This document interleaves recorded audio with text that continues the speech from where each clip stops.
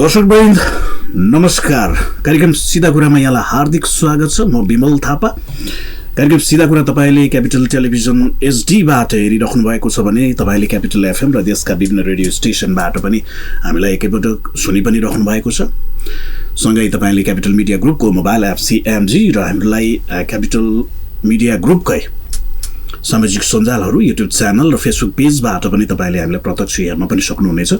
खास गरी हामी सिधा कुरामा समसामयिक विषयवस्तुमा बढी केन्द्रित रहँदै आएका छौँ। तपाईहरुलाई थाहा नै भएको विषयवस्तु मुलुकको राजनीतिक, आर्थिक, सामाजिक लगायतका विषयवस्तुमा हामी केन्द्रित रहेर त्यस क्षेत्रका विशेषज्ञ भनौँ अथवा त्यस क्षेत्रका व्यक्तित्वहरूलाई म कार्यक्रममा आमन्त्रण गर्छु र विषयगत सुस्पष्टता हुने कोसिस पनि गर्छु हामी यो कार्यक्रम मार्फत।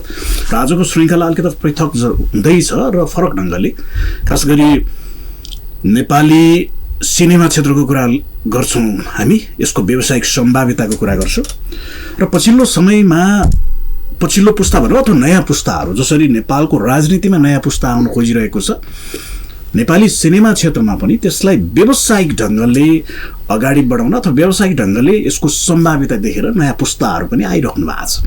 उहाँहरूको सृजनशीलताले चाहिँ अत्यन्तै प्रभावकारी ढङ्गले उहाँहरूका सृजनाहरू चाहिँ नेपाली बजार मात्रै होइन कि अन्तर्राष्ट्रिय बजारसम्म पनि पुग्न खोजेको देखिन्छ।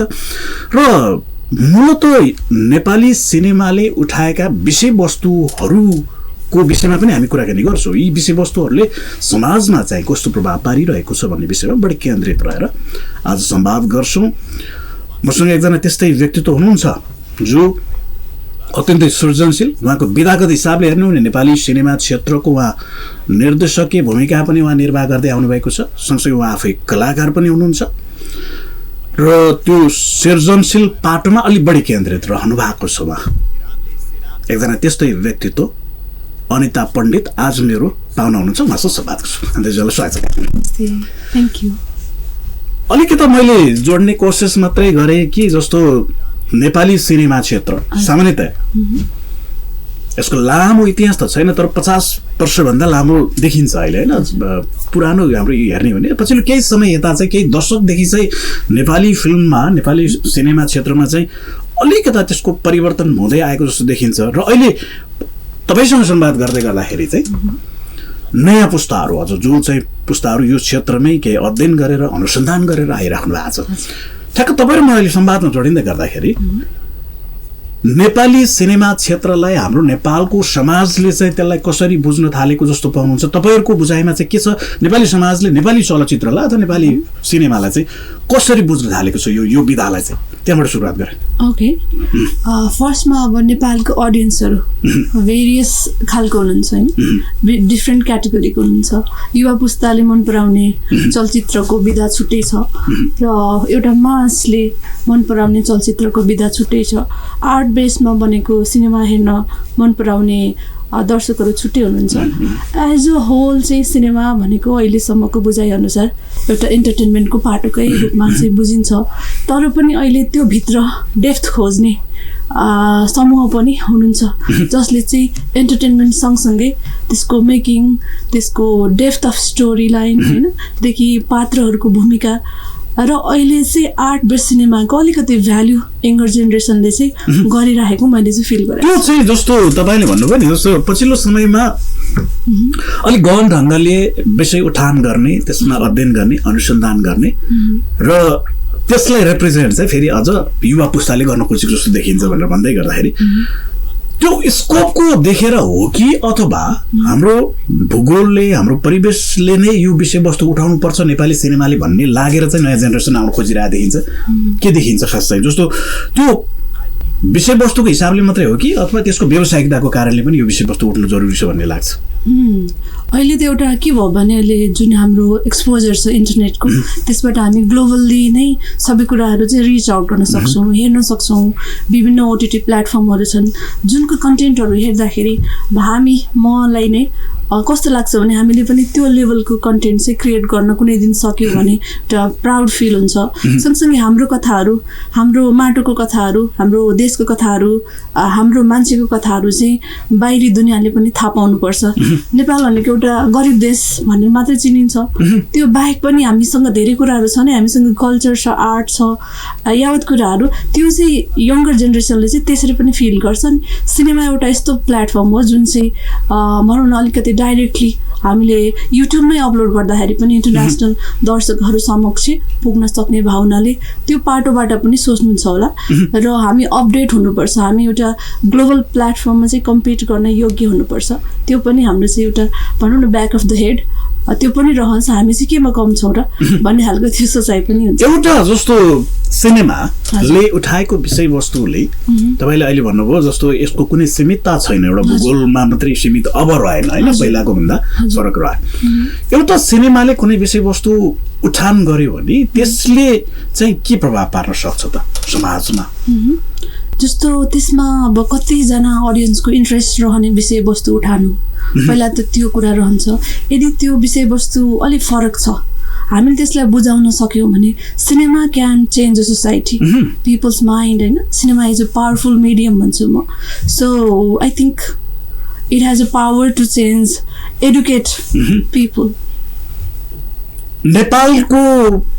नेपाली सिनेमा जगतले उठाएका विषयवस्तुहरूले पनि त्यो खालको क्षमता अथवा दक्षता राख्छ कि राख्दैन अहिले के देखिन्छ तपाईँको पछिल्लो उत्पादनहरू हेर्दाखेरि के देखिन्छ हजुर अब सीमित मात्रामा त्यस्तो प्रोडक्टहरू छन् तर धेरै मात्रामा व्यावसायिक प्रोडक्टहरू छन् जसले चाहिँ एन्टरटेनमेन्ट तर त्यसमा केही न केही रूपमा सामाजिक मेसेज भइदियो भने चाहिँ आई थिङ्क सबै दर्शकलाई फिल्म साथसाथै एउटा मेसेज पनि गयो भने भनिन्छ नि चौथो अङ्ग हो राष्ट्रको भनेर होइन अथवा मिडिया जुन छ त्यसबाट हामीले भन्न खोजेको चिजहरू दर्शक समक्ष पुर्याउन सक्यौँ भने राम्रो कुरा भन्यो भने राम्रो रूपमा नै त्यो चाहिँ त्यसको चाहिँ प्रभाव रहन्छ त्यसैले पछिल्लो समयमा अब अलिकति तपाईँसँग जोडिन खोजेँ जस्तो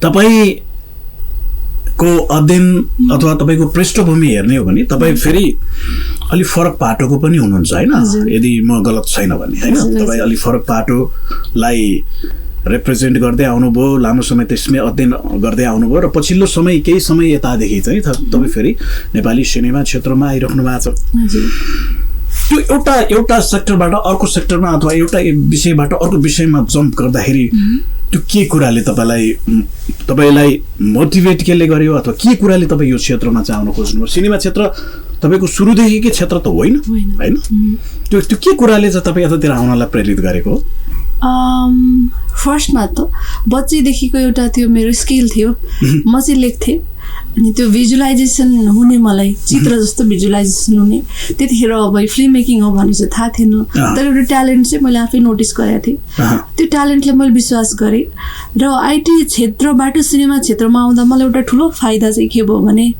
अहिले भनेको आइटीको युज नहुने भन्ने कुनै पनि क्षेत्र छैन प्रि प्रोडक्सनको काम गर्दाखेरि युज हुने सफ्टवेयरदेखि पोस्ट प्रोडक्सनको काममा एडिटिङको पार्ट भयो कलरको पार्ट भयो साउन्ड मिक्सिङको पार्ट भयो त्यहाँनिर त्यो सफ्टवेयरको इन्टरफेसहरू मलाई इजी भयो किनभने हामी आइटी सेक्टरबाट त्यो कुराहरू चाहिँ गर्दै आइरहेको हुनाले त्यो साइन्सलाई हामीले बुझिन्छ होइन र फिल्म मेकिङको चाहिँ मेरो आफ्नो पर्सनल इन्ट्रेस्ट जसलाई चाहिँ मैले एउटा ड्रिमको रूपमा देख्थेँ अनि त्यसलाई पुरा गर्न चाहन्थेँ र त्यसलाई मेहनत गरियो किनभने अहिले स्टडी गर्नको लागि सेल्फ स्टडी गर्नको लागि हामीसँग भेरियस प्लेटफर्महरू छन् अनलाइनबाट पनि धेरै कुराहरू पढ्न सकिन्छ सो त्यही तरिकाले र आफ्नो ट्यालेन्टलाई विश्वास गरेर र केही भन्नु छ सोसाइटीमा मेरो केही एउटा रेस्पोन्सिबिलिटी रहन्छ जो सिनेमा मार्फतबाट चाहिँ मैले केही गर्न सकेँ भने त्यो मेरो लागि एकदमै ठुलो अचिभमेन्ट चाहिँ त्यही हुन्छ त्यो तपाईँको जस्तो तपाईँको एउटा युनिभर्सिटीको डिग्री भनौँ त्यो चाहिँ तपाईँको आइटी इन्जिनियरिङको विद्यार्थी तपाईँ फेरि यतापट्टि अब सिनेमा क्षेत्रमा आउनुभयो त्यो कतै त्यो इन्टरलिङ्क हुने विषय हो कि रहेछ अहिले जस्तो तपाईँको पढाइ अध्ययन र अहिलेको विषय के फरक हो नितान्त फरक हो त्यो नितान्त फरक नै हो त्यसमा खासै केही त्यो छ त्यसको पार्टले केही सपोर्ट चाहिँ गरेको छ तपाईँलाई अहिले तर यस्तो छ सर अहिले भनेको एआई आर्टिफिसियल इन्टेलिजेन्स होइन फिल्म मेकिङमा त अहिले अब हलिउडमा त धेरै फिल्महरू पोस्ट प्रोडक्सनमै राम्रो काम भएर राम्रो हुन्छन् सो आइटीको युज नहुने कुनै सेक्टरै बाँकी रहेन तर आइटीमा चाहिँ फिल्म इन्डस्ट्रीको चाहिँ खासै लिङ्क छैन उताको नलेज मलाई यता ल्याउँदाखेरि चाहिँ सजिलो भयो अब अलिकति तपाईँको प्रोजेक्टको कुरा गरौँ, तपाईँ एउटा प्रोजेक्ट भर्खरै तपाईँले कम्प्लिट गर्नुभएको छ, तपाईँको पोस्ट प्रोडक्सनको काम सक्यो होला, अब त्यसलाई प्रमोसन गरेर अब त्यसलाई चाहिँ नेपाली दर्शक भनौँ अथवा वर्ल्ड वाइड नै दर्शकहरूको बिचमा लाँदै हुनुहुन्छ। मैले तपाईँको त्यो प्रोजेक्टको केही पार्टहरू हेर्दाखेरि तपाईँले एउटा नेपालको एउटा गम्भीर खालको विषयवस्तु उठाइराख्नु भएको छ, त्यहाँ हाम्रो समाजको एउटा इस्यु उठाइराख्नु भएको छ, त्यहाँ अटिजमको कुरा उठाइराख्नु भएको छ। त्यो विषयवस्तु चाहिँ तपाईँले के कारणले उठाइराख्नु भएको? नेपाली सिनेमामा अक्सर मान्छेहरूले उठाइरहेको हुन्छ नि यस्ता विषयवस्तुहरू, सामान्य एउटा इन्टरटेनमेन्टको इस्युहरू उठाइरहेको हुन्छ। तपाईँले अलिकता समाजमा भएका इस्युलाई सिनेमामा ल्याउँदाखेरि त्यो त दुईटा होला नि, फेरि तपाईँको लागि त्यो एउटा चुनौती पनि होला, कमर्सियल हिसाबले होला होइन, त्यो धेरै हिसाबले होला। त्यो विषय किन छनौट गर्नुभयो? अलिकति त्यसलाई एक्सप्लेन पनि गर्नुहोस् न। मलाई मनपर्ने एकजना आर्टिस्ट चाहिँ बलिउडको आमिर खान, उहाँले गरेको मुभिजहरूबाट म धेरै इन्सपायर हुन्थेँ। उहाँले पनि एउटा मुभी गर्नुभएको छ तारे जमीन, त्यो बच्चाको डिस्लेक्सिया भन्छन् त्यो इस्युमा।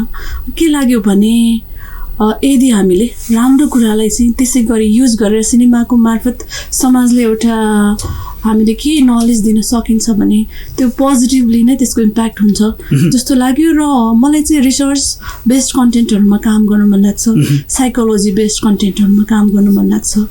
त्यो हुनाले अहिले मैले यो अटिजमको उठाउनु चाहिँ किन जरुरी ठाने भने इट्स अ ग्लोबल इस्यु अहिले होइन, धेरै बच्चाहरूमा चाहिँ त्यो देखिरहेको छ र यसको त्यो भनौँ न बढ्दै गइरहेको रेट अथवा अटिजम हुने बच्चाहरू धेरै भइरहेको र जसको केसेसहरू छ उनीहरूको केसेसहरू झन् बिग्रिँदै गइरहेको। त्यो पाएर के लाग्यो भने हाम्रो समाजमा पनि हाम्रो सोसाइटीमा पनि यो कुराको अवेरनेसको एकदमै जरुरी छ, किनभने अहिले भनेको हजुरको अटिजम भनेको हुन त जन्मजाति हुने कुरा हो, तर त्यसलाई हामीले केयर गर्ने क्रममा त्यसको थेरापी गर्ने क्रममा चाहिँ सर्टेन कुराहरू चाहिँ हामीले लिमिटेड गर्नुपर्ने हुन्छ। जस्तो अटिजमको बच्चाहरू आफै नै अलिकति एकहोरुस्तो भएको हुन्छन् होइन, त्यसमा अब टिभी मोबाइल स्क्रिनहरूको एक्सपोजरले चाहिँ बच्चाहरूमा अहिले भर्चुअल अटिजम भन्ने पनि टर्म छ त्यो, र अटिजमकै केस भएको बच्चाहरूलाई पनि त्यसले झनै बिगारेको अवस्था र धेरै कुराहरू चाहिँ सिक्नु बाँकी छ, जुन कुरामा चाहिँ हामीले हेलचक्राइ गर्दै आइरहेछौँ होइन। किनभने बच्चाको बाउआमाको व्यस्तताका कारण पनि हामीले सजिलोको लागि स्क्रिन टाइम चाहिँ अलिकति धेरै उनीहरूलाई बनाउँछौँ। त्यो सानो सानो कुराहरू पनि हामीलाई थाहा छ तर हामी नेग्लिजेन्स गर्छौँ। रियालिटी र हामीलाई त्यसको रिजल्टको अहिले हामीले प्रेडिक्ट गर्न सक्दैनौँ, तर बच्चाको भविष्यमाथि चाहिँ खेलबाड भइरहेछ। त्यो कारणले हाम्रो सानो मेहनतले हाम्रो सानो एफोर्टले चाहिँ भनौँ न कसैको परिवार कसै बच्चाको भविष्य राम्रो हुन्छ भने वाइ नट यो कन्टेन्टमा काम गरौँ भने चाहिँ हाम्रो कन्टेन्ट। तपाईँले त्यो प्रोजेक्ट बनाउँदै गर्दाखेरि तपाईँले स्वाभाविक हिसाबले रिसर्च गर्नुभयो होला, अध्ययन गर्नुभयो होला, तपाईँको टिमले त्यो काम गर्यो होला। खास चाहिँ यो अटिजम के रहेछ, खास के देखिन्छ अहिले नेपाली समाजमा, यो मानिसले बुझ्ने भाषामा भनिदिनुहोस् कि सामान्यतया अटिजम कसरी भइरहेको देखिन्छ? हुन त तपाईँ त्यसको मैले विज्ञको रूपमा यहाँ तपाईँलाई मैले प्रस्तुत गर्न खोजिरहेन, तर तपाईँले पनि यो प्रोजेक्टमा काम गर्दै गर्दाखेरि पनि आफैले पनि फिल्डमा कति रिसर्चहरू गर्नुभएको छ होइन, के फाइन्डिङ्स के देखिन्छ तपाईँको रिसर्चले के देखाउँछ? अटिजम चाहिँ एउटा अवस्था हो, हाम्रो दिमागको अवस्था हो, जहाँ चाहिँ बच्चाहरू नर्मल इन्भाइरोमेन्टबाट जुन सामान्य वातावरणबाट चाहिँ उनीहरू त्यति सिक्न सक्दैनन्। उनीहरूको एउटा छुट्टै खालको स्वभाव हुन्छ, उनीहरू एकोरो टाइपको र आफ्नै दुनियाँमा मस्त हुने भएकोले हामीले चाहिँ उनीहरूलाई थेरापीको प्रोसेसबाट र कुनै प्रोसेसबाट मेहनत गरेर हाम्रो दुनियाँमा ल्याएर जस्तो हाम्रो बोलीचालीका कुराहरू उनीहरूको एउटा मेजर सिम्टममा चाहिँ हजुरको स्पिच डिले पनि पर्छ क्या, किनभने बच्चाहरू चाहिँ हामीसँग भन्दा बाहिर हुन्छन्, बाहिर दुनियाँमा उनीहरू आफ्नै दुनियाँमा चाहिँ हराइरहेको हुन्छन् भनेपछि उनीहरूले हामीले बोलेको अनि हाम्रो त्यो बोल्दाखेरि लिप्सहरू चलेको त्यो कुरामा ध्यानै नहुने भावनाले उनीहरूलाई हामीलाई लाग्छ कि बच्चाहरूले सुनिरहेछन्, तर बच्चाले चाहिँ बोल्न सक्दैन किनभने उसले हामीसँग जस्तो नेचुरली कम्युनिकेट गर्नुपर्ने हो त्यसरी गरिरहेको हुँदैन होइन। त्यो कुराहरू अब स्पिच डिले भनेको चाहिँ बोलीमा ढिला हुने त्यो एउटा मेजर सिम्टममा पर्छ। साथसाथै अब अटिजमको भेरियस लेभल्सहरू हुन्छ होइन, सामान्य हुन्छ, त्यसपछि माइल्ड मोडरेट र सिभियर 4-5वटा चाहिँ लेभल्सहरू हामीले दिन सक्छौँ। त्यस्तो अवस्थामा चाहिँ हाम्रो बच्चा सामान्य बच्चाभन्दा अलिकति डेभलपमेन्टमा उसको ढिलाइ भइरहेछ। एउटा त बोली नै भयो र अर्को चाहिँ अब उसको धेरै सिम्टमहरू हुन्छ, जस्तो हामीले घरमै नोटिस गरेर डाक्टरकोमा लानुपर्छ भन्नेसम्मको सिम्पटम चाहिँ म यहाँ बताउँछु। जस्तो बच्चा एकहरू छ हामीले मलाई अलिकति रोकेले जस्तो त्यो ठ्याक्क आइडेन्टिफाई कसरी थाहा पाउँछ, कुन उमेरमा थाहा पाउँछ, अथवा सामान्य अब तपाईँले भन्नुभयो यो चाहिँ कतिपय जन्मजातको कुरा हुन्छ, उसलाई उसको एउटा उमेरसम्ममा गएपछि त्यो आइडेन्टिफाई हुन्छ कि अथवा यो अभिभावक आफैले सचेत अभिभावकले थाहा पाउनु भयो अथवा अरूले थाहा नपाउने भयो, के देखिन्छ? हजुर एकदमै सचेत हुनुपर्छ, किनभने बाहिरबाट हेर्दाखेरि फिजिकली केही पनि डिफ्रेन्स देखिँदैन र हामीले त्यति याद पनि गरेर आउँदैनौँ। बच्चाको 3-4वटा सिम्पटम चाहिँ हामीले ध्यान दिनुपर्छ र 15 महिनाको उमेरदेखि हामीले चाहिँ त्यो कुराको स्क्रिनिङको लागि जान सक्छौँ होइन। 15 महिनासम्म चाहिँ बच्चाले 2टा वर्डहरू चाहिँ भनिसक्नुपर्छ, जस्तो बाबा, मामा, पापा यस्तो बोलिरहेको छैन, अथवा हामीले बोलाउँदाखेरि बच्चाले हाम्रो आँखामा आँखा जुदाएर हेर्दैन, ऊ आफ्नै दुनियाँमा हराइरहेछ, अलिकति जिद्दी, धेरै जिद्दी स्वभावको होइन। लगायत यसमा अब हजुरको एउटा रिपिटेटिभ बिहेभियर पनि हुन्छ। कोही कोही बच्चाहरूले चाहिँ एउटै सामान खेलेको गर्ने, कोही बच्चाहरूले एउटै रङसँग चाहिँ त्यो अब्सेसन हुने, कोही बच्चाहरू रोएपछि नन स्टप दिनभरि रुने।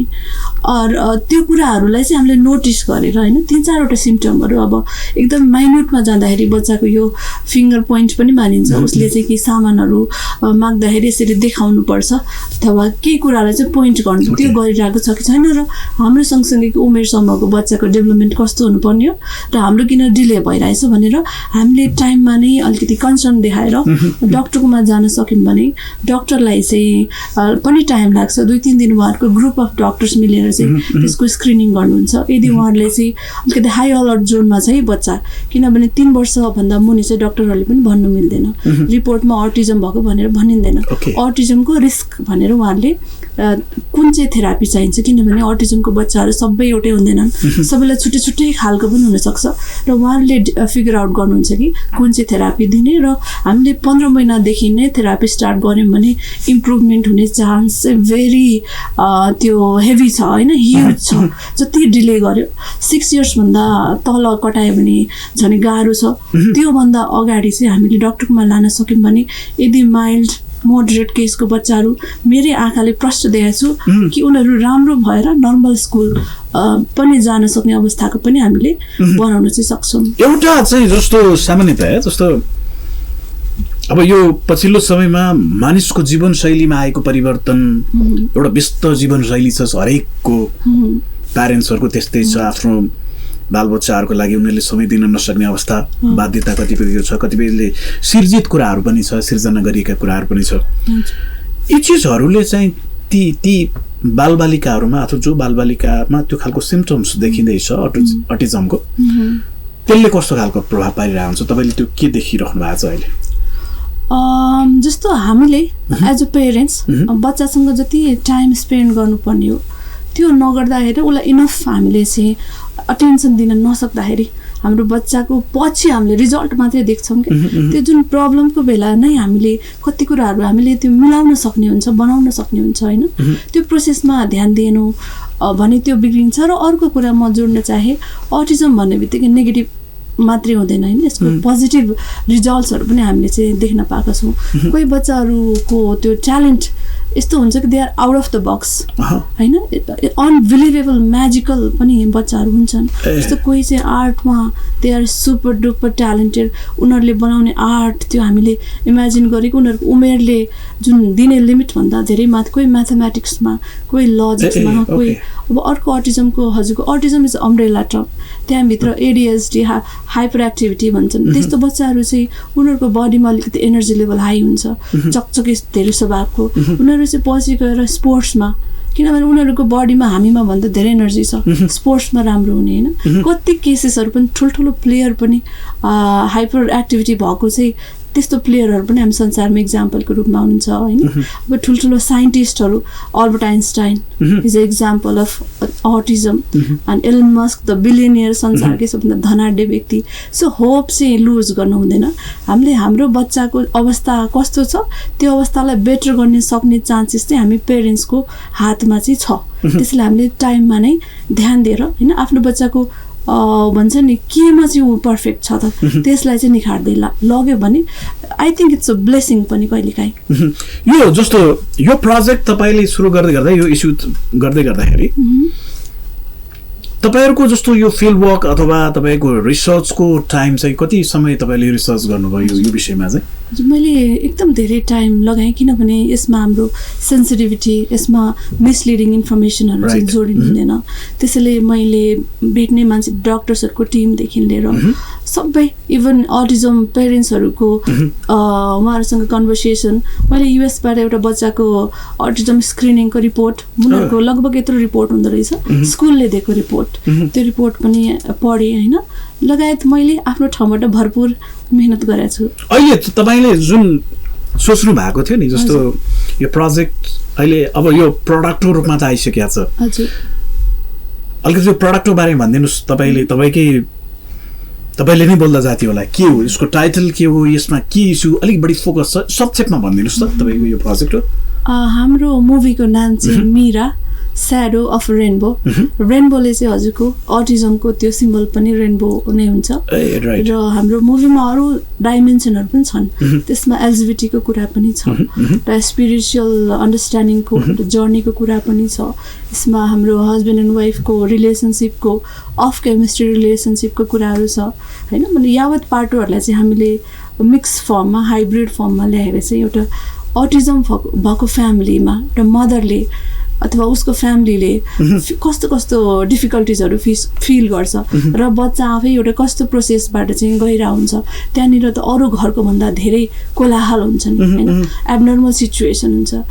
त्यो स्टोरी एउटा मदरको स्टोरी, जुन मदर चाहिँ एउटा बच्चासँग पनि छ र उसको हस्बेन्डसँगको इस्युज भयो र उसको इन्टायर जर्नी। अब she is a working mother, work life ब्यालेन्सको कुरा, having a special need child होइन। त्यो नै हाम्रो मुभीको भनौँ न एउटा धेरै वुमनहरूको चाहिँ कथा बोल्ने। त्यसमा चाहिँ तपाईले यसरी चाहिँ भन्न मिल्ने भयो जस्तो कि त्यो चाहिँ नारी केन्द्रित एउटा त्यो विषयवस्तु, मूल त्यसको क्यारेक्टर भनेको चाहिँ नारी नै रह्यो, महिला रह्यो र त्यो भित्र उहाँले फेस गरिरहेको हाम्रो समाजको एउटा इस्यु भनौँ अथवा त्यो समाजमा जुन खालको उहाँहरूले अहिले भोगिराख्नु भएको छ त्यसलाई केही त्यस्ता विषयवस्तु अटिजमको कुरा यहाँले जोड्नु पर्यो, अरू विषयलाई नै जोडेर त्यहाँभित्रका कन्फ्लिक्ट कुरा होला, त्यहाँभित्र भएका समाधानको कुरा पनि होला होइन। के छ त्यो तपाईँको मुभीको बारेमा अलिकति तपाईँले बोलिदिनुहोस् भनेर मैले त्यो भनेको। समग्रमा तपाईँ कतिको आशावादी हुनुहुन्छ यो चलचित्रबाट, यो सिनेमाबाट चाहिँ तपाईँले नेपाली आम दर्शक अथवा श्रोताहरूले कसरी लेलान् भन्ने बुझ्नु भएको छ? कमर्सियल पाटोबाट चाहिँ आम नट स्योर, किनभने हाम्रो एक्सपेरिमेन्टल प्रोजेक्ट हो होइन। किनभने यस्तो खालको सिनेमाहरू बनिरहेको हुन्छ नि नेपालमा त, त्यो हुनाले म स्योर छैन। तर सोसल मेसेज दिने कुरामा अथवा अडियन्सले हाम्रो मुभीबाट के कुरा सिक्नुहुन्छ भन्ने कुरामा चाहिँ म धेरै आशावादी छु र फिल्म मेकिङको जुन नयाँ प्याटर्नमा हामीले ट्राई गरेका छौँ, नयाँ खालको स्टोरी, त्यसलाई लिएर पनि आशावादी छु। किनभने थोरै कमेन्ट्सहरू पनि मैले पढेको थिएँ, यस्तो खालको दर्शक पनि हुनुहुन्छ जसले चाहिँ हाम्रो खालको मेकिङ खोजिरहनु भएको छ, चेन्ज खोजिरहनु भएको छ होइन। उहाँहरूको लागि चाहिँ आई थिङ्क विशेष रहला। यो मेन स्ट्रिमिङ जस्तो हाम्रो नेपाली सिनेमाको बिचमा फेरि त्यो कम्पिट गर्नु पर्ला नि त फेरि नेपाली बजारमा जाँदा त्यो यसले क्षमता राख्छ? आफ्नो चलचित्रको बारेमा म एकदमै कन्फिडेन्ट छु, किनभने विशेष छ। हामी कम्पिट गर्न भन्दा पनि हामी कसरी फरक हुन्छौँ भन्ने ढङ्गले चाहिँ बनाएको छौँ। किनभने उहाँहरूसँग कम्पिट गर्ने हुँदा फेरि त्यस्तै जनरको मुभी हुन्थ्यो। सो वी आर कन्फिडेन्ट, किनभने हाम्रो त्यो एम चाहिँ जुन छ नि कमर्सियल पाटो मात्रै छैन, सँगसँगै टु एडुकेट द सोसाइटी। अनि त्यहाँनिर जुन हामीले कदमहरू पाइलाहरू चालेका छौँ, अलरेडी नै मलाई एउटा सपोर्ट सिस्टम बनिसकेको छ होइन। अननोन पर्सनहरू जो चाहिँ कोही स्टुडेन्ट हुनुहुन्छ, कोही ठुलो अर्गनाइजेसनको पोजिसनमा बस्नु भएको छ अथवा कुनै सङ्घ संस्था, उहाँहरू चाहिँ आबद्ध हुन खोज्दै हुनुहुन्छ। अनि त्यो कारणले चाहिँ के लाग्छ भने यदि मैले राम्रो काम सुरुवात गरेको छु भने बिस्तारै धेरै मान्छेको साथ सपोर्ट चाहिँ यो चाहिँ अब के भने भगवान्को एउटा ब्लेसिङ त्यसरी आउँदो रहेछ। त्यो कारणले हामी कन्फिडेन्ट छौँ। अहिलेसम्मको चाहिँ रेस्पोन्स के पाउनु भएको छ? अहिलेसम्मको रेस्पोन्स चाहिँ हामीले कमर्सियली त्यसरी हामी गएको छैन होइन। तपाईँहरूको जस्तो केही कन्टेन्टहरू सार्वजनिक भएको छ नि अहिले होइन, तपाईँको फिल्म मेकिङको कुरा अथवा तपाईँले इस्यु उठाउन खोज्नु भएको टिजर अथवा ट्रेलर तपाईँहरूको चाहिँ आएको छ नि, त्यसबाट चाहिँ के छ, पब्लिकले चाहिँ कस्तो रेस्पोन्स गरिरहेछ अहिले? I think they are hopeful जो चाहिँ दर्शकलाई यस्तो चेन्ज चाहिएको छ इन्डस्ट्रीमा, उहाँहरूलाई हेर्नु मन छ। तर एउटा च्यालेन्ज हामीलाई के भयो भने म एज अ डाइरेक्सन मेरो यो first time as a director as a actor, र हाम्रो त्यति भनौँ न स्टार भ्यालु नभएको हुनाले चाहिँ पब्लिक समक्ष चाहिँ यो इन्ट्रोड्युस गराउन एउटा च्यालेन्ज चाहिँ हुने रहेछ। तर पनि content is the king ultimately. हामीले त्यही कन्टेन्टलाई नै टार्गेट फोकस गरेर चाहिँ हाम्रो एक्टर एक्ट्रेस चिनाउने भन्दा नि हाम्रो मुभीको कन्टेन्ट चाहिँ यस्तो यस्तो छ भन्ने हिसाबले जाँदाखेरि चाहिँ त्यही ह्युज सपोर्ट मैले पाइरहेको छु, सिम्प्याथी पाइरहेको छु। त्यो नै अहिलेको लागि ग्रेट अचिभमेन्ट। अब यो कहिले तपाईँको यो प्रोजेक्ट कहिले लन्च हुन्छ, पब्लिकको बिचमा फुल फेजमा चाहिँ कहिले जान्छ यो, त्यस्तो केही योजना बनाउनु भएको छ? हाम्रो योजनाबद्ध ढङ्गले अगाडि बढ्दैछ। लगभग वैशाखको 15 देखि नै हामी च्यारिटी इभेन्ट्सहरू, प्राइभेट स्क्रिनिङहरू, कतै फ्रीमा कतै चार्ज लिएर, ठाउँ सिचुएसन हेरेर। र यसमा हाम्रो अर्को राम्रो कुरा चाहिँ एलजिबिटी कम्युनिटीको पनि हामीले चाहिँ भोइसहरू चाहिँ बोलेका छौँ, किनभने यो कुरा पनि अहिले सोसाइटीमा चाहिँ आवश्यक छ। हाम्रो रिसर्चको क्रममा हामीले एक ठाउँमा के थाहा पायौँ भने एउटा क्याम्पसमा गएको थियौँ, त्यहाँ चाहिँ एलजिबिटी कम्युनिटीमा बिलङ गर्ने आफूलाई त्यस्तो लागेपछि समाजबाट अपेला नहुँदाखेरि उहाँले चाहिँ सुसाइड कमिट गर्नुभएछ। अनि उहाँको क्याम्पस चिफले नै ल यस्तो यस्तो हाम्रो विद्यार्थीमा यस्तो यस्तो घटना घट्यो, तपाईँको सब्जेक्टले यस्तो यस्तो बोकेर चाहिँ यो अहिलेको टाइममा अहिलेको विद्यार्थीहरूलाई हाम्रो जुन एज ग्रुप छ उहाँलाई निडेड छ। र यो एलजिबिटी भन्ने बित्तिकै प्रब्लम किन भइरहेछ भने एक्सेप्टेन्स नभएर होइन, यो हुन त हुन्छ नि त सोसाइटीमा लुकेरै भए पनि छ, तर हामीले सजिलै एक्सेप्ट गरिदियौँ भने चाहिँ उहाँहरूको जीवन सहज हुन्थ्यो, कसैले अनायासै ज्यान गुमाउनु नपर्ला अथवा धेरै स्ट्रगल गरेर बाँच्नु नपर्ला। त्यो हुनाले एउटा यङ जेनेरेसनलाई पनि हामीले त्यो खालको मेसेज, त्यो खालको एक्सेप्टेन्स जुन हामीले पहिलाको एल्डर जेनेरेसनलाई गएर सिकाउनु त गाह्रो छ, तर हाम्रै जेनेरेसनलाई चाहिँ त्यो नर्मलाइज गर्ने एउटा कोसिस त्यो पनि रहनेछ होइन। त्यो हुनाले त्यो सकेपछि स्क्रिनिङहरू सकेपछि चाहिँ हामी थिएटर रिलिजमा जान्छौँ। लगभग 5-6 महिनाको टाइम लाग्छ। हाम्रो इन्टरनेसनल लेभलबाट पनि डिमान्डहरू आइरहेछ सोजहरूको लागि, so we are hopeful. Okay, अब तपाईँसँग म अलिकता अब कार्यक्रममा अब अर्को चरणमा कुराकानी गर्दै गर्दाखेरि अब एक खालको होप देखिराख्नु भएको छ तपाईँले, एक खालको यो इस्युलाई चाहे त्यो च्यालेन्ज अथवा त्यसलाई फेस गरेर भोलि यो आउन सक्छ भने तपाईँको आफ्नै पनि अनुमान छ होइन। यद्यपि तपाईँ लागिराख्नु भएको छ, सुरुवात गर्नुभएको छ।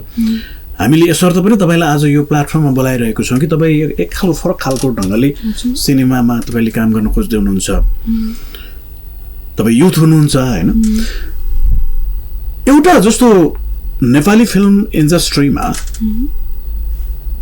पछिल्लो जेनेरेसन जसरी आइरहेको छ त्यसले समग्र नेपाली सिनेमा जगतलाई त्यसले नयाँ खालको सन्देश दिन सक्छ कि, अथवा यो फेरि थुप्रै खालको च्यालेन्जहरूको बिचमा चाहिँ फेरि यो जनशक्ति फेरि पलायन हुनै छ कि? तपाईँले के चाहिँ देखिरहनु भएको छ अहिले नेपाली समग्र नेपाली सिनेमा क्षेत्रको कुरा गर्ने हो भने चाहिँ के देखिरहनु भएको छ?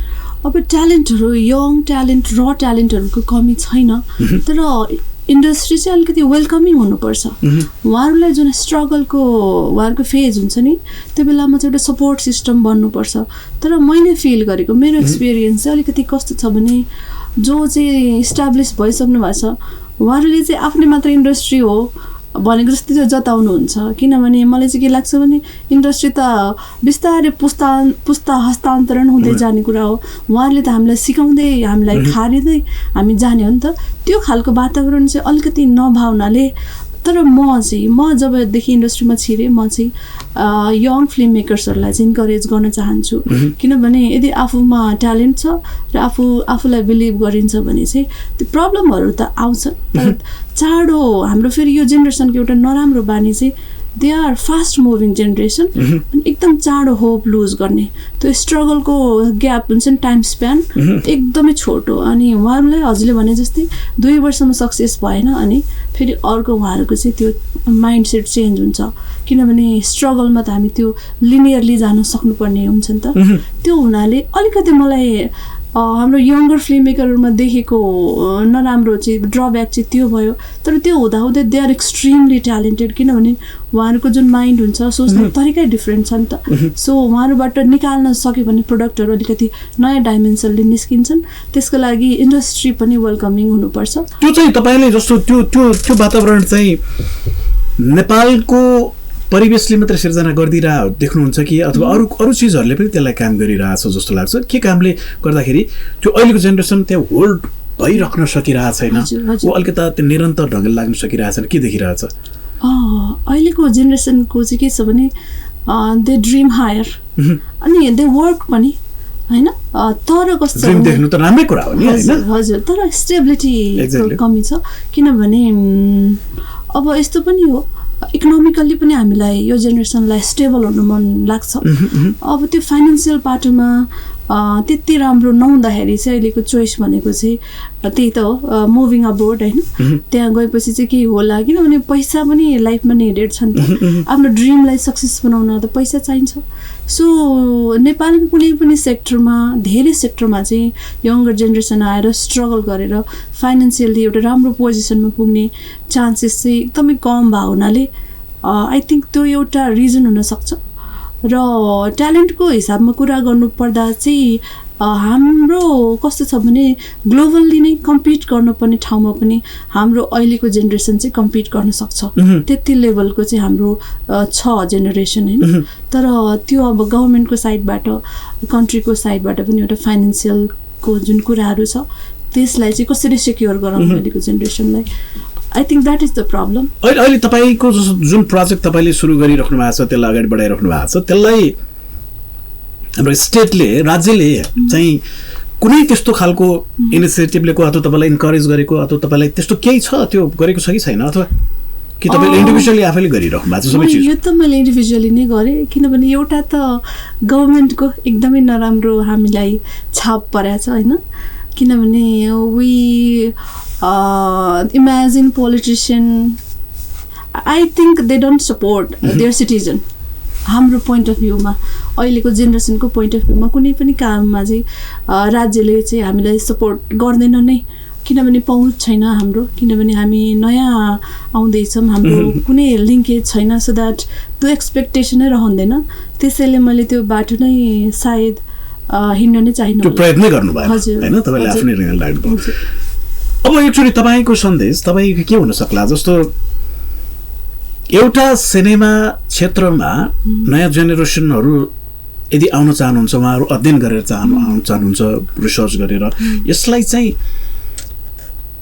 करियर नै बनाउँछु भनेर आउन चाहने युवा जनशक्तिको लागि तपाईले देख्नु भएको सम्भाव्यता के हो खास सम्भाव्यता ह्युज छ जस्तो मैले नोटिस गरे अनुसार लो बजेट फिल्म मेकिङहरुले राम्रो गरिराछन् हैन कति अवार्डहरु जितिरा हुन्छ जुन चाहिँ एउटा सामान्य क्यामेराले चाहिँ खिचेर तर त्यो गर्ने चाहिँ फेरि फिल्म स्कुलको स्टुडेन्टहरु हुनुहुन्छ किनभने उहाँहरुसँग थियोरिटिकल टेक्निकल एक्सपेरिमेन्टल सबै नलेज छ तर के हुन्छ भने उहाँहरुलाई मेन स्ट्रीम सिनेमामा त्यति भ्यालु नै गरिँदैन यङ भन्नेबित्तिकै हेर्ने नजर अब एक्सपिरियन्स ले भन्नुहुन्छ किनभने कसैले पनि स्थानै दिएन भने त उहाँहरु कसरी माथि उठ्ने त हैन त उहाँहरुलाई कुनै डिओपीले सिनेमाटोग्राफर बनाएर होस् अथवा कुनै पनि किसिमले चाहिँ जसरी हाम्रो त त्यो पढे लेखेको जनशक्ति हो नि त अब त्यो पढे लेखेको जनशक्ति चाहिँ यहाँनिर 2-3 वर्षमा त्यही फेरि कमाइको कुरा आउँछ नहुँदाखेरि फ्रस्ट्रेट भएर बाहिर नै गएर फेरि अर्कै कुनै अन्य काम गरेर चाहिँ बस्नु परेछ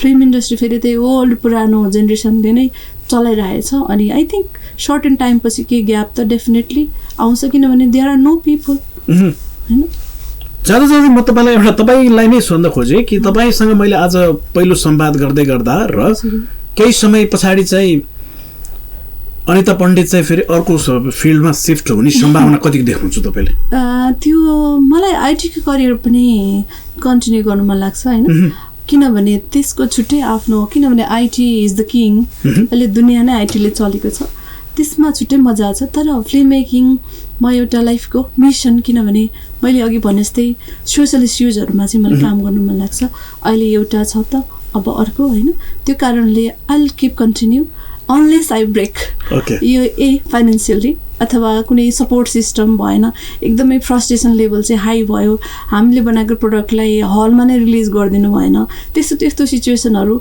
आयो भने चाहिँ किनभने त्यो होपलेस भएर छोड्नै पर्ने हुन्छ। अदरवाइज अहिलेसम्म चाहिँ तपाईँ उत्साही हुनुहुन्छ? हुन त तपाईँको प्रोजेक्टै लन्च हुँदैछ, अब तपाईँको मेन प्रोजेक्ट हुनु तपाईँको ड्रिम नै भनौँ होइन। अब हामी पनि कामना गर्छौँ तपाईँ अझ उत्साही ढङ्गले अगाडि बढ्नु होला, लाग्नु होला, तपाईँको प्रोजेक्टको सफलताको पनि कामना गर्छौँ। जाँदा जाँदै तपाईँको यो दर्शकको लागि एक प्रोजेक्टमै केन्द्रित रहेर चाहिँ तपाईँ के भन्नुहुन्छ, छोटोमा भनिदिनुहोस्। जस्तो कि हामीले जुन एउटा मिसनको साथ अगाडि बढेका छौँ सोसियल इस्युज को कन्टेन्टलाई लिएर, जसमा अटिजम, एलजिबिटी, मान्छेको मेन्टल हेल्थ, साइकोलोजी लगायत आध्यात्मिक चिन्तन होइन, त्यो कुराहरूलाई चाहिँ एउटा प्याकेज बनाएर सिनेमाको मार्फत हामी आउँदैछौँ। यसमा हाम्रो कमर्सियल आस्पेक्ट मात्रै नभएर एउटा सोसियल मेसेज दिने आस्पेक्ट पनि छ। सो हाम्रो लागि अहिलेको भनेको सपोर्ट भनेको यहाँहरूको साथ सहयोग माया हो होइन। यहाँहरूले हाम्रो सिनेमालाई एक्सेप्ट गरिदिनु भयो भने हामीमा के हुन्छ, अलिकति ऊर्जा बढ्छ र हामी पनि नयाँ ढङ्गले प्रस्तुत हुन्छौँ होइन। त्यसैले अहिलेको लागि फरक विषयवस्तु, फरक ढङ्गले बनेको सिनेमालाई पनि केही आफ्नो समय स्थान दिनु होला, सो द्याट हामीलाई पनि खुसी लाग्छ कि हामीले बनाएको प्रोडक्टलाई चाहिँ जनतामाझ उहाँहरूले स्वीकार्नु भएको छ भनेर। र हामी यो जुन प्रिमियर सोको लागि अगाडि बढ्दैछौँ, यसमा मैले नसोचेको सपोर्ट त आइरहेछ र आशा पनि गर्छु कि यसै गरी धेरैजना चाहिँ जोडिनुहुनेछ र आई थिङ्क केही हदसम्म हामीले चाहिँ अटिजमको अवेरनेस, एलजिबिटीको बारेमा एक्सेप्टेन्सको अवेरनेस फैलाउनु चाहिँ सफल हुनेछौँ। हुन्छ अन्त यहाँलाई धेरै धेरै धन्यवाद छ। यहाँले महत्त्वपूर्ण समय दिनुभयो, महत्त्वपूर्ण विचार राखिदिनु भएको छ। हामीले यो संवादमा तपाईँलाई जोड्ने जुन हाम्रो सफलता रह्यो, तपाईँले समय दिनुभयो, यहाँसम्म आइदिनु भयो, म यहाँलाई धेरै धेरै धन्यवाद ज्ञापन गर्छु। हजुर दर्शकवृन्द, आजको सिधा कुरामा हामीले अलिकति फरक पाटोबाट यो श्रृङ्खलालाई अगाडि बढायौँ। खास गरी पछिल्लो समयमा नेपाली सिनेमाको व्यावसायिकता चाहिँ सकारात्मक ढङ्गले अगाडि बढेको देखिन्छ र पछिल्लो यो अवस्थासम्म आइपुग्दाखेरि यो नयाँ जेनेरेसन, खास गरी युवा जनशक्ति पनि व्यावसायिक ढङ्गले चाहिँ उहाँहरू यो क्षेत्रमा आइरहनु भएको पनि देखिन्छ। र यो क्रममा अझ आजको श्रृङ्खलामा चाहिँ मैले विशेषतः यस्तो अतिथिलाई आमन्त्रण गरेँ कि उहाँ चाहिँ नेपाली सिनेमा क्षेत्रमा सामाजिक सन्देशहरू सिनेमाका माध्यमबाट समाजमा केही खालको सन्देश दिन सकिन्छ, यो सामाजिक रूपान्तरणको सन्दर्भमा केही योगदान गर्न सकिन्छ भनेर पनि लागिरहनु भएको छ। र उहाँ आफै अध्ययन र अनुसन्धान गरेर पनि यो क्षेत्रमा लागिरहनुभएका एकजना त्यस्तै उत्साही उहाँ महिला निर्देशक, कलाकार, आफै स्वयं पनि हुनुहुन्छ। उहाँ अनिता पण्डितसँग आज हामीले विशेष संवाद गऱ्यौँ। आजको श्रृङ्खला यति नै। श्रृङ्खलाबाट हामी सबैलाई बिदा दिनुहोस्। नमस्कार।